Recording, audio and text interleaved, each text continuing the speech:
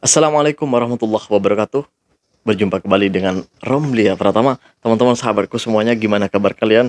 Mudah-mudahan kalian semuanya baik-baik saja beserta keluarganya di sana. Teman-teman sahabatku semuanya, buat kalian yang baru gabung, yang baru nonton video ini, silahkan di-subscribe dulu, di-like, dan di-komen guys. Buat teman-teman sahabatku semuanya yang udah mendukung support channel ini, terima kasih. Mudah-mudahan kalian semuanya baik-baik saja beserta keluarganya, dimudahkan segala urusannya, urusan dunia maupun urusan akhirat. Amin ya robbal alamin. Teman-teman sahabatku semuanya, kita pengen ngebahas tentang TKI atau PMI yang ada di Malaysia gitu. Yang katanya orang-orang itu, yang katanya orang-orang Indonesia, netizen-netizen Indonesia itu katanya di sini apa ya, Indonesia sudah makmur, sudah sejahtera. Buktinya rakyat Indonesia yang ada di Malaysia udah sedikit sekarang, udah gak banyak seperti dulu. Ya memang gak banyak seperti dulu, ya gue setuju. Tapi untuk yang dibilang Indonesia sudah sejahtera, sudah bagus sekarang, itu gua nggak setuju. Karena di Indonesia kenyataannya orang-orang masih bingung untuk cari kerja, orang-orang masih bingung untuk cari penghasilan, untuk mencari uang gitu. Itu kenyataan dan fakta, tidak bisa dipungkiri itu semua. Dan di Malaysia, kalau dibilang sedikit orang-orang Indonesia, gua nggak setuju di situ. Kalau berkurang, iya, memang iya, kurang iya. Tapi kurangnya orang-orang Indonesia itu bukan dikarenakan Indonesia itu sudah banyak pekerjaan, banyak penghasilan, bukan. Bukan, ya. Sekali lagi bukan, guys, gitu. Jadi, awal mulanya orang-orang Indonesia tuh banyak pulang. Kenapa banyak pulang? Itu awal mulanya itu karena COVID-19 3 tahun yang lalu ya. Itu kan di Malaysia itu kan lockdown atau PKP. Ini gue jelasin agar kalian paham gitu. Ya untuk kalian yang nggak paham-paham ya terserah. Yang penting gue udah ngejelasin semuanya gitu. Di COVID itu, di era COVID itu Malaysia itu memperlakukan lockdown atau PKP pada waktu itu, dan kita nggak bisa kerja. Kita nggak bisa bekerja, kalau nggak salah dalam 3 bulanan kita nggak bisa kerja gitu. Dan disitulah banyak teman-teman kita, saudara-saudara kita itu karena nggak ada penghasilan di sini, nggak ada kerjaan, nggak bisa kerja, terpaksa teman-teman kita itu banyak yang pulang ke Indonesia. Banyak sekali itu yang pulang ke Indonesia pada waktu itu, gitu guys. Kenapa mereka pulang? Ya karena mereka nggak bisa kerja, nggak punya penghasilan di sini.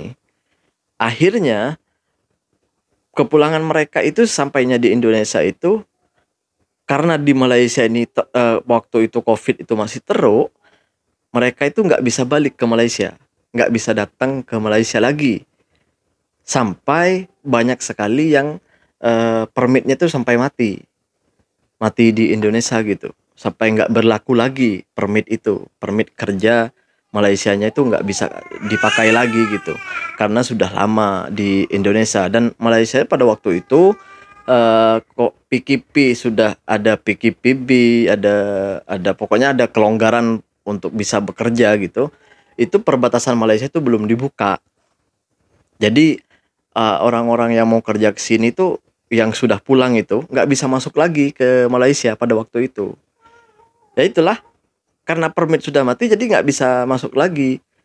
Kalau nggak salah, kalau mau masuk lagi ke Malaysia dengan cara yang halal, bukan yang haram ya, dengan cara halal itu kalau nggak salah, kalau permit sampai mati di Indonesia itu biasanya tuh nunggu blacklistnya habis, nunggu apa ya, kalau nggak salah berapa bulan atau apa, 1 tahun gitu.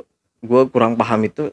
Kalau yang pernah gue dengar dari teman-teman itu nunggu 1 tahun baru eh apa pokoknya bisa masuk lagi ke Malaysia secara halal gitu ya.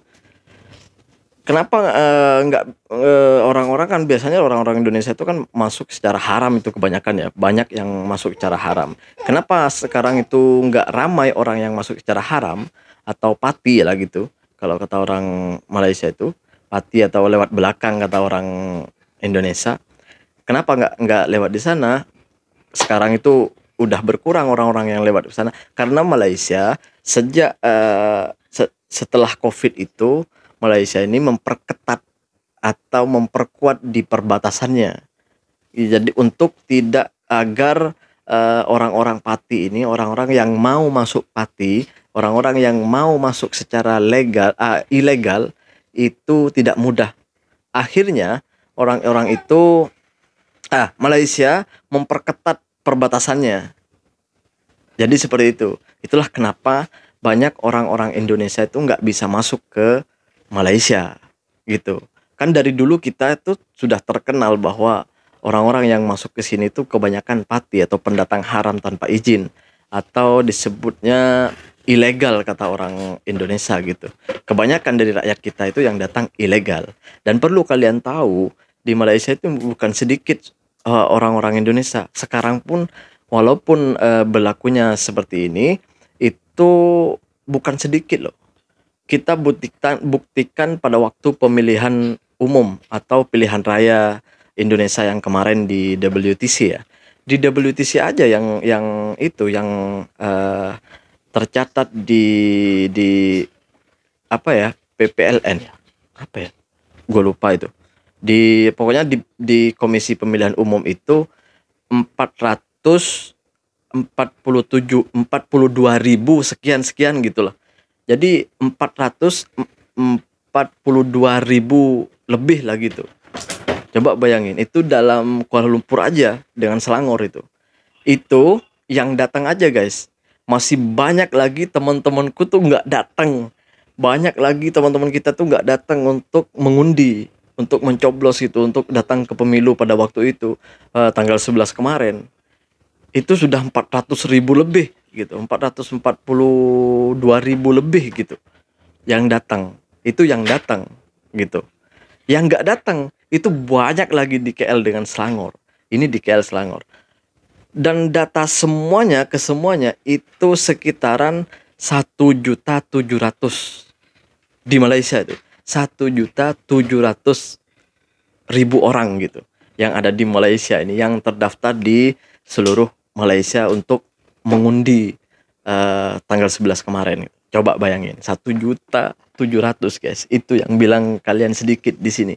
Itu kebanyakan yang belum datang guys. Itu hanya yang datang 1.700.000 itu. Coba bayangin seluruh Malaysia. Bukan hanya di KL. Di KL itu 442.000 orang yang datang pada waktu itu di WTC dan yang mengikuti TPS keliling itu. Coba bayangin. Sedikit apa banyak? Ayo.